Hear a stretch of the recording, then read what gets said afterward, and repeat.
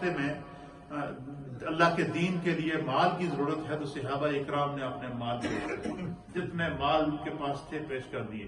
ایک موقع ایسا آیا کہ سیدنا صدیق اکبر نے گھر کا گھر لوٹا دیا. سرکار یہ پوچھنے لگے کہ ابو بکر گھر کے لیے کیا چھوڑ کر آئے ہو؟ تو آپ نے فرمایا اللہ اور اس کے رسول کو چھوڑ کر.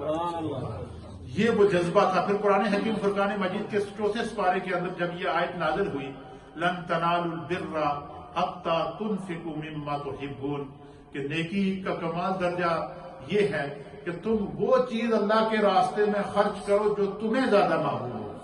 اب ہمارے یہاں یہ ہوتا ہے کہ بندہ سوچتا ہے کہ بھائی جڑا مال کم ہے تم مک گیا اس میں جا کے یا تو مسجد بھی دے آؤ تو یا مدرسے ہی دے آؤ کیونکہ اپنے کام کا نہیں رہا. قرآن کا یہ اسلوب نہیں ہے. قرآن کہہ رہا ہے جو تمہیں سب سے زیادہ محبوب ہے اس کو خدا کے راستے میں دو. پاکیزہ اور طیب اور طاہر چیز کو اللہ کے راستے کے اندر دو. فرمایا کہ جو بندہ اپنی محبوب چیز کو خدا کے راستے میں خرچ کرتا ہے اپنے مال سے زکوٰۃ نکالتا ہے تو اللہ تعالیٰ اسے جو ہے وہ 1 گنا نہیں 2 گنا نہیں 700 گنا اس مال میں اضافہ فرماتا ہے اور اپنے فضل سے اضافہ فرماتا ہے. قرآن حکیم فرقان مجید اس کی بھی مثال دے رہا ہے. قرآن فرماتا ہے کہ وہ اس طرح ہے کہ جس طرح بندہ زمین کے اندر بیج بجائی کرتا ہے. گندم کی آپ سارے زمیندار لوگ ہیں جب زمینوں کے اندر گندم بیج کی بجائی ہوتی ہے تو گندم کے ایک دانے سے ایک درخت نکلتا ہے. کتنا نکلتا ہے؟ ایک دانے سے ایک پودا نکلتا ہے. یا مکئی ہوتی ہے تو مکئی کو جب آپ کھیتی کے اندر ڈالیں تو مکئی کے ایک دانے سے ایک مکئی کا پودا نکلتا ہے.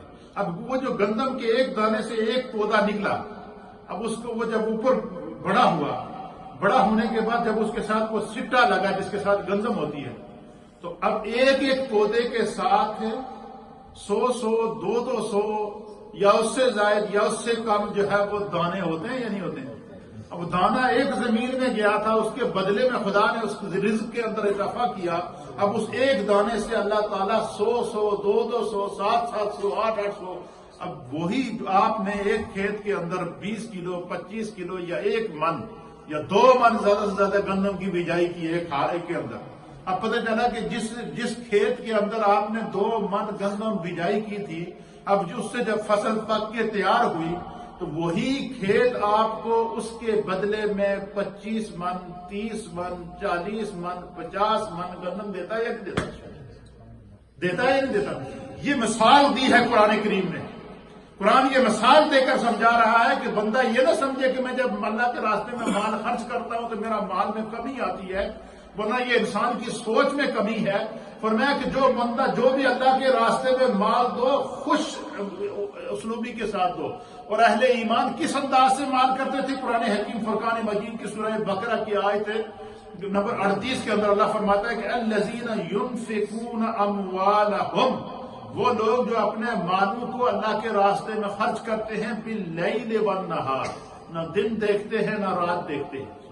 جب بھی انہیں موقع ملتا ہے کہ میرا اس وقت خدا کی طرف سے مال خرچ کرنے کا موقع آیا تو میں اس کو خرچ کروں. سرا وعلانیۃ دن ہو یا رات ہو وہ اللہ کے راستے میں مال خرچ کرتے ہیں. اللہ تعالیٰ اہل ایمان کی صحابہ اکرام کی فضیلت کو بیان کرتا ہے کہ سرکار کے اشارے پر وہ جب مال لوٹاتے تھے وہ یہ نہیں دیکھتے تھے کہ اس وقت رات ہے تو میں صبح دے دیا گا. نہیں صبح پتہ نہیں زندہ رہوں گا یا کہ نہیں رہوں گا. فرمایا صحابہ اکرام کا معمول یہ ہوتا تھا کہ جب انہیں ترغیب دی جاتی تھی تو ان کے بعد جب مال آتا تھا تو ان کو اس وقت تک یقین سکون نہیں آتا تھا کہ جب تک کہ اللہ کے راستے میں اس کو لگا نہ لیں ضرورت مندوں کی ضرورتوں کو پورا نہ کریں.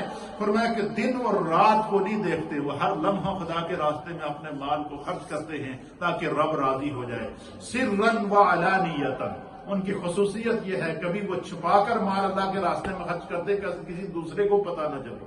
وہ علانیتاً اور کبھی وہ اعلانیہ طور پر مال دیتے ہیں تاکہ دوسروں کو ترغیب ملے. یہی وجہ ہے کہ صحابہ اکرام کے اندر یہ دونوں صفات پائی جاتی تھی. اللہ کے حبیب علیہ السلام نے فرمایا کہ جو بندہ اس طریقے سے نہ دن دیکھے نہ رات دیکھے اور وہ اللہ کے راستے میں غرباء کے لیے ضرورت مندوں کے لیے صدقات کی صورت میں زکوٰۃ کی صورت میں خیرات کی صورت میں مال خرچ کرتا ہے فَلَهُمْ أَجْرُهُمْ عِنْدَ رَبِّهِمْ اس اللہ کے ہاں اس بندے کا بڑا ہی اجر ہے. یہ قرآن ہے. اللہ فرماتا ہے کہ خدا کے ہاں اس بندے کا بڑا ہی اجر ہے. تو پتہ چلا کہ اس قرآن کی یہ آیت ہمیں یہ تعلیم دے رہی ہے کہ اگر ہم یہ چاہیں کہ ہمارا رب ہم سے راضی ہو جائے، ہم یہ چاہیں کہ ہمارا رب ہر لمحہ ہمیں اپنے قرب کی دولت سے مالا مال فرمائے، تو فرمایا کہ یہ جو مال ہے اس مال کو جو ہے وہ اس پر سانپ بند کرنا بیٹھو، بلکہ ضرورت مندوں کی ضرورت کو پورا کرو۔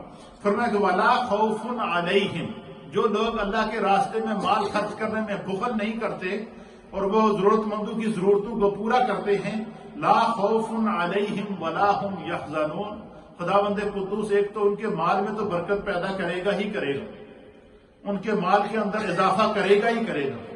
دوسرا ان کا فائدہ کیا ہوگا کہ دنیا اور آخرت میں اللہ تعالیٰ ان کو ہر خوف سے بے خوف کر دے گا، ہر غم سے آزاد کر دے گا۔ قیامت کا جب منظر ہوگا، نفسا نفسی کا عالم ہوگا، ہر شخص پناہ کی تلاش میں ہوگا، سورج سوا نیزے کے اوپر ہوگا، اللہ کے حبیب فرماتے ہیں اس لمحے ایک ایسا خوش قسمت شخص آئے گا جو خدا کے کرم کے سائے میں ہوگا، اللہ کے فضل کے سائے میں